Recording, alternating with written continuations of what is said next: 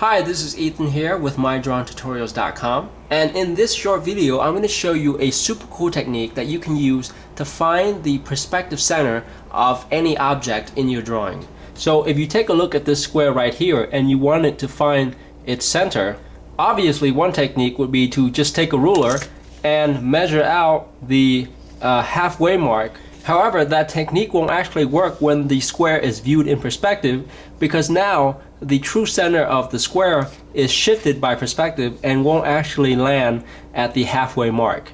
So I want to show you a better and more comprehensive technique for finding the center, and that is to draw diagonals going from corner to corner of the square, and at the point where the diagonals intersect will be the center. So here's what I mean. We're just going to take this green color pencil and draw one diagonal, and the point where the two diagonals intersect will be the true center of the square.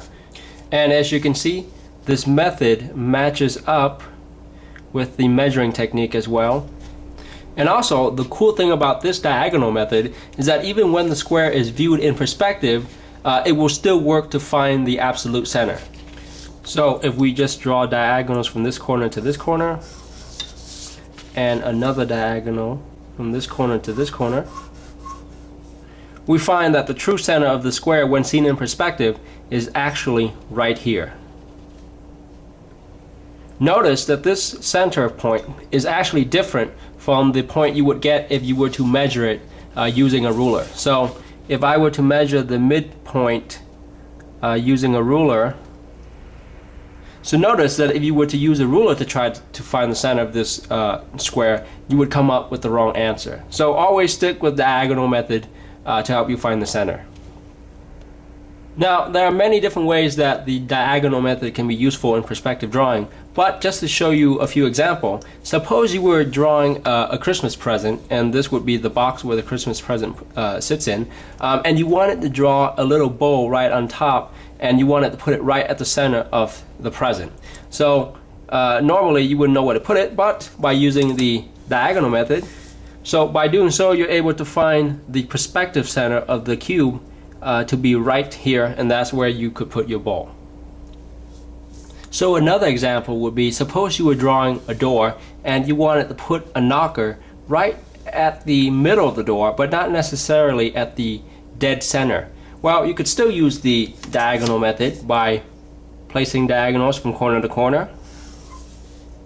And once you found the absolute center of the door, you could draw a straight line going straight up and down. You now know where the middle of the door lies, and you can just pick where you want to put that knocker. So let's say I want to put it right here. I can just simply mark that point and start drawing in the knocker.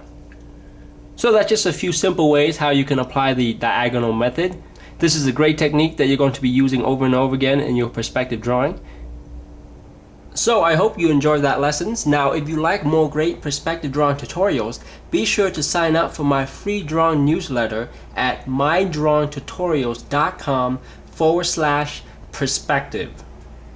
Also, if you'd like to get a lot of really great in-depth knowledge about perspective drawing, I highly recommend you check out my course, Perspective Made Simple. It's a video home study course that consists of over 38 individual lessons, and in it I'll walk you through all the essential principles and methods of perspective drawing, from the very basic to the very advanced. So if you'd like to check that course out, simply go to the URL on the screen, or you can simply click on the link right below this video.